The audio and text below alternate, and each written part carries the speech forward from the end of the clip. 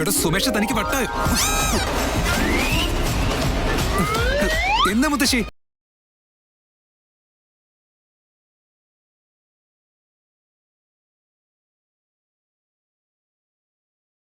എന്താ ഇത് സിദ്ധാർത്ഥ്? ആദ്യ നീ എന്താ മോളെ ചെയ്യുന്നേ? അച്ഛാ, ഇവരൊക്കെ എന്താ ഈ കാണിക്കുന്നേ? എന്താ മുത്തശ്ശി?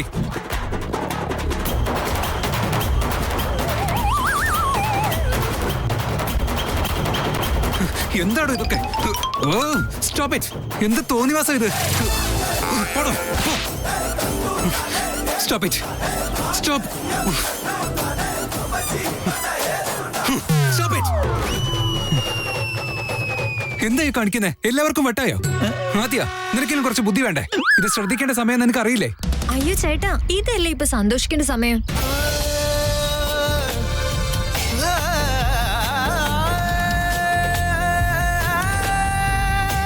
ഞാനല്ല, വയറ്റി കിടക്കണ കുഞ്ഞ ഇപ്പൊ സന്തോഷം കണ്ട് തുള്ളിച്ചാടിയെ. അവനൊന്ന് സന്തോഷത്തിന്റെ ദിവസമാണല്ലോ. വേദാന്തേ, ഇത് നമ്മളെല്ലാവരും സന്തോഷി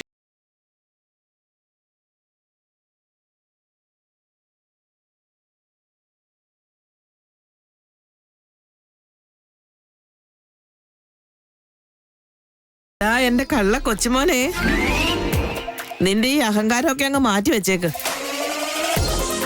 നീ കല്യാണം കഴിക്കാൻ പോകുന്ന ഒരു വലിയ വായാടിയെ അവളുടെ അടുത്ത് ഈ നാടകം ഒന്നും ചെലവാ.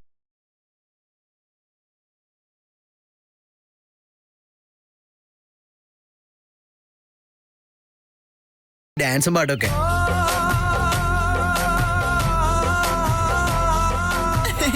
ആ ജന്മ ബ്രഹ്മചാരിയായ എന്റെ ബോസ് എന്നെ കല്യാണം കഴിക്കാൻ പോകുമല്ലേ. ബോസിനെ റോൾ മോഡലാക്കി ജീവിച്ചവരൊക്കെ ഇപ്പൊ നല്ലോണം കഷ്ടപ്പെടുന്നുണ്ട്. അവരും ഇനി കല്യാണം കഴിച്ച് സുഖമായിട്ട് ജീവിക്കട്ടെ. അതിനു വേണ്ടി കൂടിയാ ഈ സെലിബ്രേഷൻസ്. ഓഹോ, അപ്പോഴേക്ക് ഓടിപ്പിടിച്ച് ഇങ്ങോട്ട് എത്തി ഇത്രയും സ്വീകരണമൊക്കെ ഒരുക്കിയില്ലേ താൻ? എന്നാലും എന്താ ഇതൊക്കെ? കട്ടൗട്ടൊക്കെ വെച്ച് വലിയ കഷ്ടമുണ്ട്. ബോസ്, കമ്മ്യൂണിക്കേഷൻ ആണ് ഏറ്റവും പ്രധാനപ്പെട്ടത്. ഇതൊക്കെ അറേഞ്ച് ചെയ്തത് വിക്കി ബോസാ. കല്യാണത്തിന്റെ പെർമിഷൻ അവിടുന്ന് കിട്ടിയെന്ന് അറിഞ്ഞപ്പോ തന്നെ ഈ കട്ടൗട്ടിന്റെ ഐഡിയ ഒക്കെ ഞങ്ങൾക്ക് വന്നതാ. കുറച്ചുകൂടെ ടൈം കിട്ടിയിരുന്നെങ്കിൽ ബുർജ് ഖലീഫയിൽ നിങ്ങളുടെ കട്ടൗട്ട് കയറിയാനെന്ന്. ശരി, അല്ല വിക്രാന്ത് എവിടെ? അവൻ ഇന്ന് ഫുൾ ബിസിയാ, അതുകൊണ്ടാ ഇങ്ങോട്ടേക്ക് കാണാത്തത്. കാലില് ചക്രം പിടിപ്പിച്ചതുപോലെ എല്ലായിടത്തും ഓടി നടക്കുവല്ലേ. എന്താ കാര്യം? അയ്യോ, അതൊക്കെ നമുക്ക് പിന്നീട് സംസാരിക്കാം. ഇപ്പൊ വേദാന്ത് ഞങ്ങളുടെ കൂടെ ഡാൻസ് കളിച്ചേ പറ്റൂ. ഈ സമയത്ത് സെലിബ്രേറ്റ് ചെയ്തില്ലെങ്കിൽ പിന്നെ നമ്മൾ എപ്പോഴാ സെലിബ്രേറ്റ് ചെയ്യുന്നത്? വാട്ട്? ഞാനോ? No, not at all. ഞാനില്ല. നീ നിന്റെ ഓഫീസിലും ഈ പൊട്ടന്റെ അടുത്ത് മാത്രം ബോസ് കളിച്ചാ മതി. ഇവിടെ അത് വേണ്ട. ഡാൻസ് കളിക്കാൻ പറഞ്ഞാൽ ഡാൻസ് കളിക്കണം, അത്ര തന്നെ. അയ്യോ മുത്തശ്ശി, ആരെങ്കിലും ആ പാട്ടൊന്ന് വെക്കില്ലേ? 1 minute.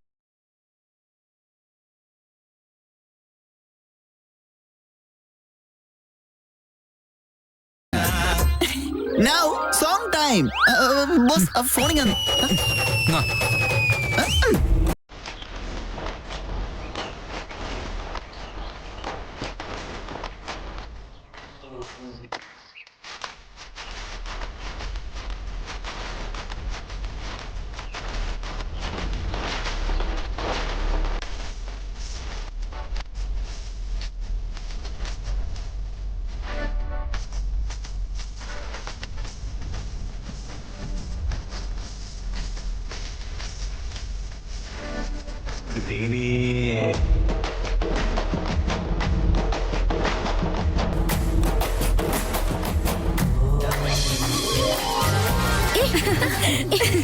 എന്റെ പിള്ളേർ ഇതൊക്കെ എവിടുന്ന് കിട്ടിയേ? ആ, ഞങ്ങള് റൂം ക്ലീൻ ചെയ്തപ്പോ അതിന്റെ സൈഡിൽ നിന്ന് കിട്ടിയതാ. ഇതുകൊണ്ട് വേറൊന്നും ചെയ്യാനില്ലായിരുന്നല്ലോ, അതുകൊണ്ട് ഇരുന്ന് കട്ട് ചെയ്ത് കഴിഞ്ഞപ്പോ പ്രത്യേകിച്ച് ഉപയോഗം തോന്നിയില്ല.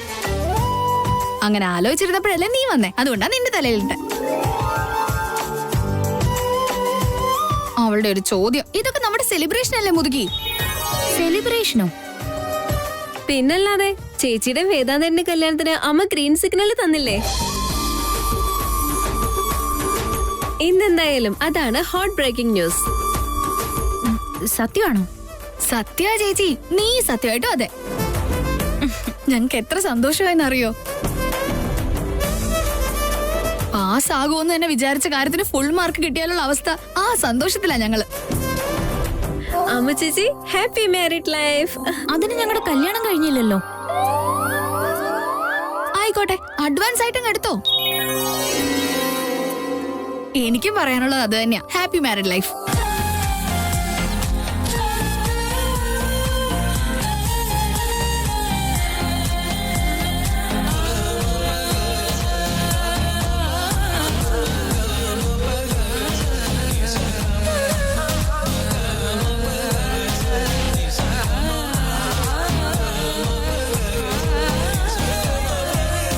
നീ കണ്ടില്ലേ പ്രമീ കുട്ടികളുടെ സന്തോഷം? ഈ സന്തോഷമൊന്നും കാണാതെയാ നീ വേദാന്തനി അമ്മൂനെ അകറ്റാൻ നോക്കിയത്. നീ അവരുടെ മുഖത്തുനിന്ന് നോക്കിയേ. നമ്മൾ പറഞ്ഞതെല്ലാം നമ്മുടെ മക്കൾ അനുസരിച്ചിട്ടുണ്ട്. കല്യാണം കഴിച്ചു പോകേണ്ടത് അവരാ. അപ്പൊ അവരുടെ അഭിപ്രായത്തിന് വില കൊടുത്തേ പറ്റൂ. നമ്മളാണ് ശരിയെന്ന് വാശി പിടിക്കാൻ പാടില്ല. നിങ്ങൾ എന്നോട് ഇനി ഒന്നും പറയരുത്. ഇനി നിങ്ങൾ എന്നെ കുറ്റപ്പെടുത്തിയ എനിക്ക് സങ്കടം സഹിക്കാൻ പറ്റില്ല. ഞാൻ എന്തിനാ ഇങ്ങനെയൊക്കെ ചിന്തിച്ചെന്ന് പോലും എനിക്കറിയില്ല. അമ്മൂനെയും വേദാന്തിനെയും പരസ്പരം വേർപിരിച്ച് അവരുടെ ജീവിതം ഞാൻ നശിപ്പിക്കാൻ ശ്രമിച്ചില്ലേ? ഒരു പാപിയെ ഞാൻ. അവരെന്നോട് സംസാരിച്ചപ്പോഴെല്ലാം ഞാൻ അവരെ വേദനിപ്പിച്ചിട്ടേ ഉള്ളൂ. എനിക്ക് തീരെ ബോധമില്ലായിരുന്നു. എല്ലാവരും അങ്ങനെ തന്നെ പ്രമീ. ഏതായാലും വാശി നല്ലതല്ലെന്ന് മനസ്സിലായില്ലോ, അത് മതി. അവരുടെ സന്തോഷം കാണുന്നതല്ലേ നമ്മുടെ സന്തോഷം. എടി അമ്മു ചേച്ചി, വേദാന്തേട്ട ശരിക്കും നിന്നെ വിട്ട് ഈ രാജ്യം വിട്ട് ലണ്ടനിലേക്ക് പോവായിരുന്നോ? എനിക്കും അത് തന്നെ ഡൗട്ട് മോളെ. അവനോട് നേരിട്ട് ചോദിക്കണമെന്ന് വിചാരിച്ചതാ, പക്ഷെ അമ്മ കൂടെ ഉണ്ടായിരുന്നോണ്ട് ഞാൻ ഒന്നും ചോദിക്കാതെ പോയി. എന്നാ ഫോൺ ചെയ്ത് ചോദിച്ചു നോക്ക്. വേണ്ട വേണ്ട വേണ്ട, ഇനി അതൊന്നും ചോദിക്കണ്ട. ചേച്ചി ഒന്ന് ചോദിച്ചു നോക്ക്, കഥയിലെ ട്വിസ്റ്റ് തന്നെ അതാണല്ലോ, ഒന്ന് ചോദിച്ചു നോക്ക്.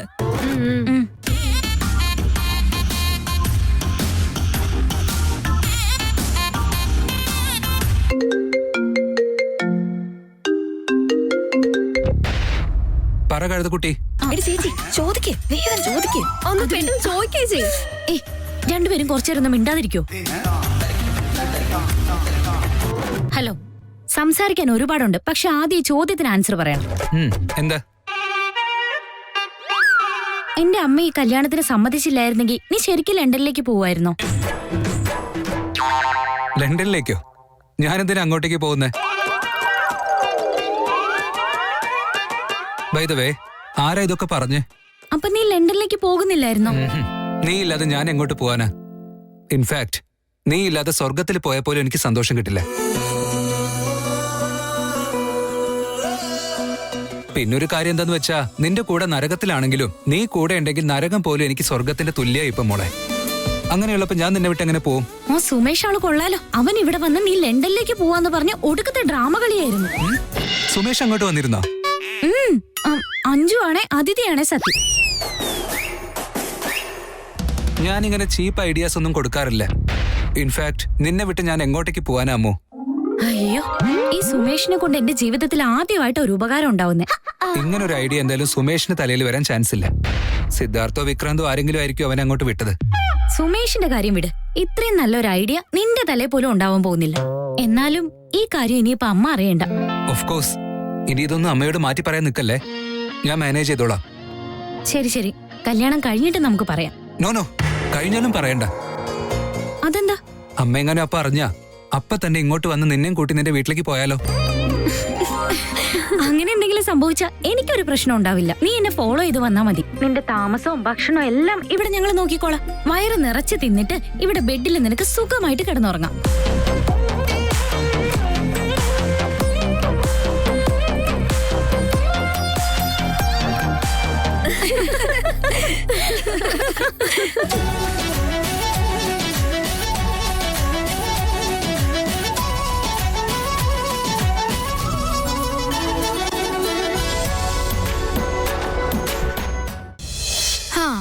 നോക്ക്, സ്ഥലം കിട്ടി. ഇനി എന്റെ സാധനങ്ങളൊക്കെ ഇവിടെ വെക്കാം. അത് പറ്റില്ല. മുഴുവൻ സ്ഥലം നീ എടുത്താ എനിക്ക് സാധനങ്ങളൊക്കെ വെക്കണ്ടേ?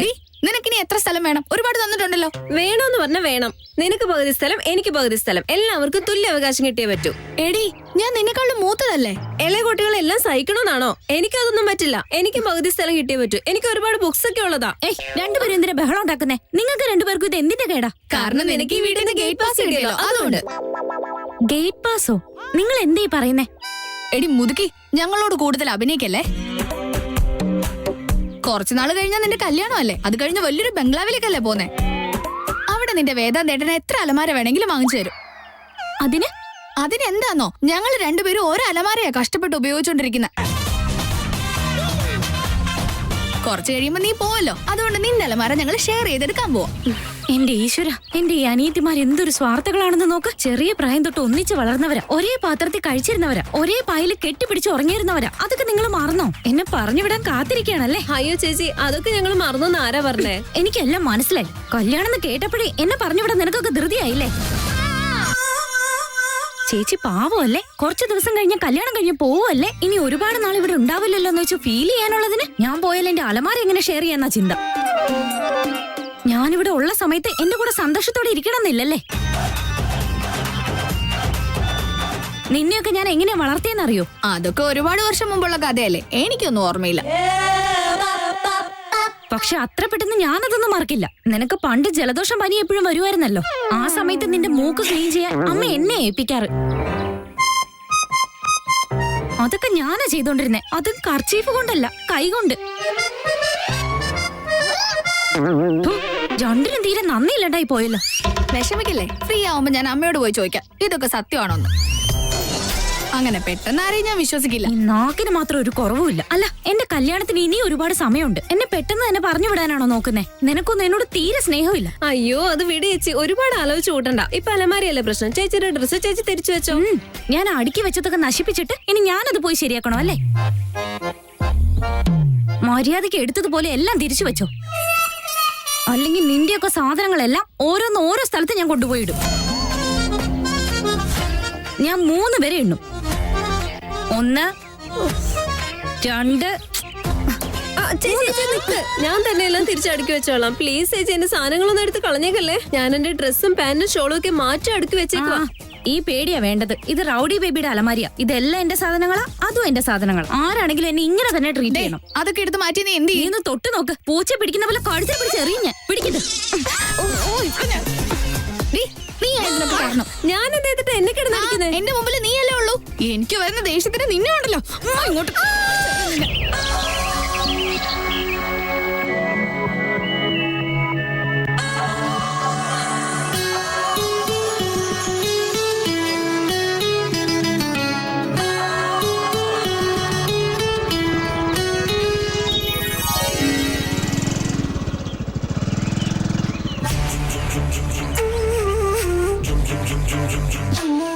നീ എന്തേ കാണിക്കുന്നേ? നമ്മൾ നട റോഡിലാണെന്നുള്ള കാര്യം മറന്നുപോയോ നീ മുന്നിൽ വന്ന എനിക്ക് വേറെ ഒന്നും കാണാൻ പറ്റുന്നില്ല.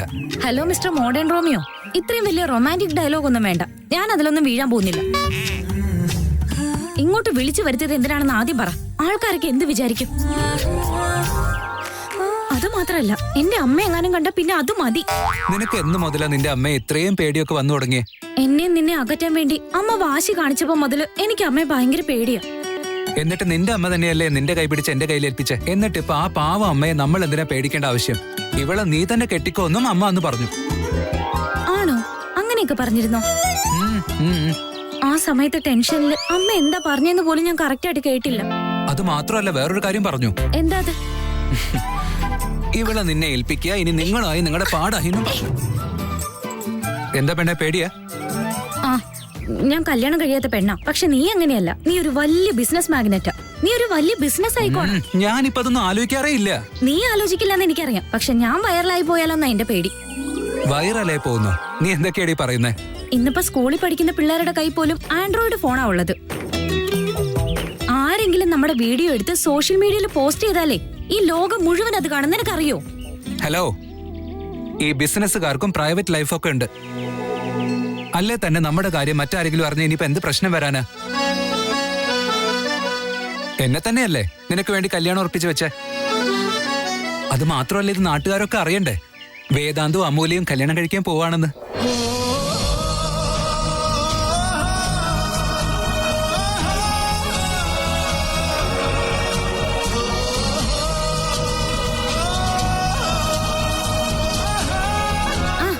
പ്രേമിയുടെ ഗ്രീൻ സിഗ്നൽ വീട്ടിലറിഞ്ഞപ്പോ നമ്മുടെ കട്ടൗട്ടൊക്കെ വെച്ചല്ലേ. നിന്റെ വീട്ടിലുള്ളവരെല്ലാം ശരിക്കും ലൂസാണെന്ന് തോന്നുന്നു. അത് ശരിയാ, പക്ഷെ നിന്റെ വീടിന്റെ അത്രയില്ല. നിന്റെ അമ്മയെ പോലെ ഒരാളും എന്റെ വീട്ടിലില്ല.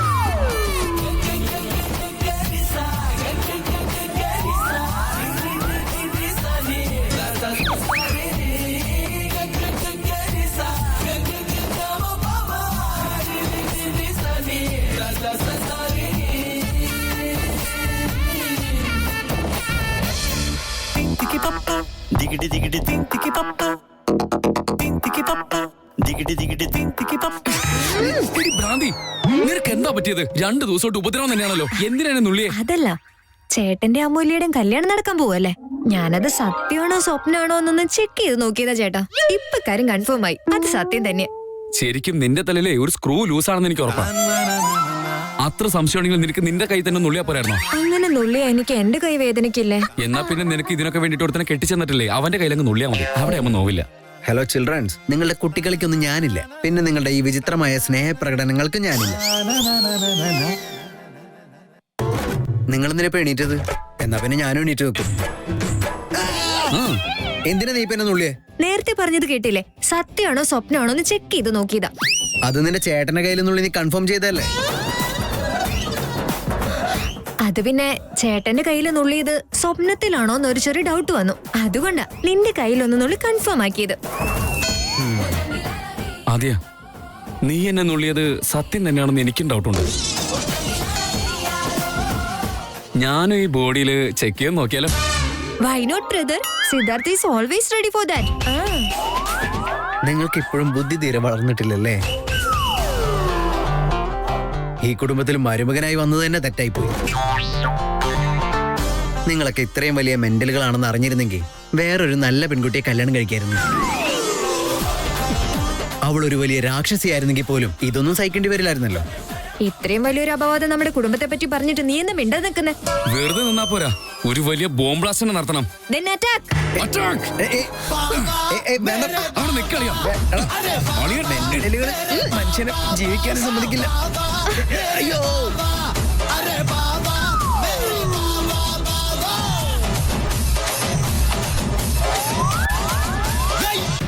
നിനക്ക് എന്റെ വീട്ടുകാരെ പറഞ്ഞ കുഴപ്പമില്ല, എനിക്ക് പറയാൻ പാടില്ല അല്ലേ? ഞാൻ വെറുതെ പറഞ്ഞതാ. ഞാൻ ആരെയും കളിയാക്കിയതോ വഴക്കു പറഞ്ഞതോ ഒന്നുമല്ല, സന്തോഷം കൊണ്ട് പറഞ്ഞതാ. ഓക്കെ ഓക്കെ, പക്ഷെ എന്റെ വീട്ടിലെ ആൾക്കാർ നമ്മുടെ കല്യാണം കാണാൻ വേണ്ടി ഇത്രയും ആഗ്രഹിച്ചു എന്ന് ഞാൻ അറിഞ്ഞില്ല. ഇത്രയും നാൾ നീ സന്യാസിയാവാൻ പോകുന്നത് പോലെ എല്ലാ പെൺകുട്ടികളെയും വെറുത്തിരുന്നതല്ലേ. ഒരു ആൺകുട്ടി വീട്ടിൽ ഇത്രയൊക്കെ കാണിക്കുമ്പോ അവന്റെ വീട്ടുകാര് അവന്റെ കല്യാണം എന്തെങ്കിലും ചെയ്ത് എത്രയും പെട്ടെന്ന് നടത്തണമെന്നല്ലേ ആഗ്രഹിക്കുള്ളൂ. നമ്മള് തമ്മിൽ ക്ലോസ് ആയപ്പോ മുതല് എല്ലാവരും ഇത് തന്നെ ആഗ്രഹിച്ചിരുന്നു. അതൊക്കെ ശരിയാണ്. എങ്ങനെയായാലും നമ്മുടെ കല്യാണക്കാരെ അറിഞ്ഞപ്പോ എന്റെ വീട്ടുകാരാ കൂടുതൽ സന്തോഷിച്ചത്. നമ്മുടെ കല്യാണത്തിന് നാദസ്വരം മാത്രമല്ല, ബാൻഡ് സെറ്റൊക്കെ ഒരുപാട് വേണം. നമ്മുടെ കെട്ടുമേളത്തിന്റെ സൗണ്ട് ചെവിയിൽ മുഴങ്ങി കേൾക്കാനുള്ളതാ. നമ്മുടെ കല്യാണത്തിന് വരുന്നവര് ഇത്രയും വലിയ കെട്ടിമേളത്തിന്റെ സൗണ്ട് വേറെ എവിടെയും കേൾക്കാൻ പാടില്ല. നിനക്ക് ഇങ്ങനത്തെ ആഗ്രഹങ്ങളൊക്കെ ഉണ്ടായിരുന്നു അല്ലേ? ആഗ്രഹമൊക്കെ ആവശ്യം പോലെയുണ്ട്, പക്ഷെ അതൊക്കെ എങ്ങനെയൊന്ന് സാധിച്ചെടുക്കുന്ന എനിക്ക് ഇപ്പോഴും അറിയാൻ വയ്യാത്തത്. നമ്മുടെ പെർഫെക്റ്റ് ജോഡിക്ക് ആരുടെയൊക്കെയോ ദുഷ്ട കണ്ണുകൾ പതിഞ്ഞിട്ടുണ്ടാവുന്ന എനിക്കിപ്പോ തോന്നുന്നേ. നമ്മുടെ സൂപ്പർ ജോഡിയല്ലേ, അപ്പൊ ഒരു അടിപൊളി കല്യാണവും നടക്കുന്നത്, അത് ഉറപ്പാ.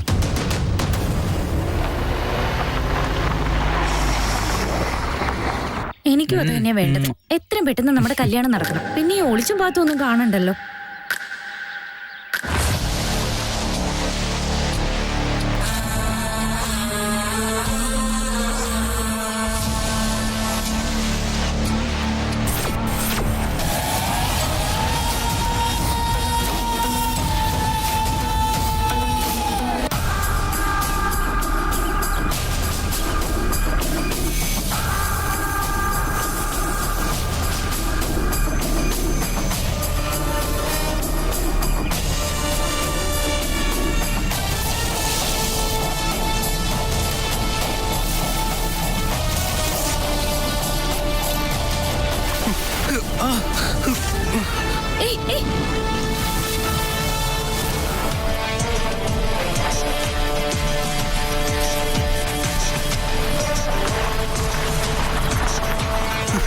ഏയ് ഏയ്